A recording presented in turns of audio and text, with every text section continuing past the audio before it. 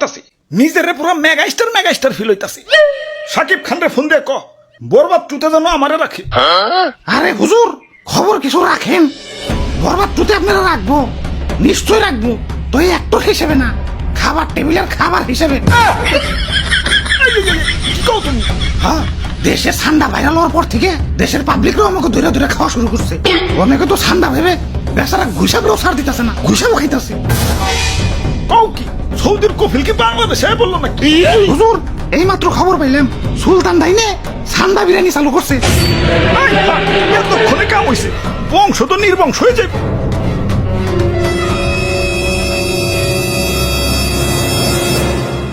না অনেক হয়েছে, আর না, এর একটা ভিত করুনি লাগবো। মন্ত্রী আমার সৈন্যদের প্রস্তুত করো, যা যা আছে সব কিছু নিয়ে এয়ারপোর্টে হাজির হও, দেশ ছেড়ে পলাই তুইব।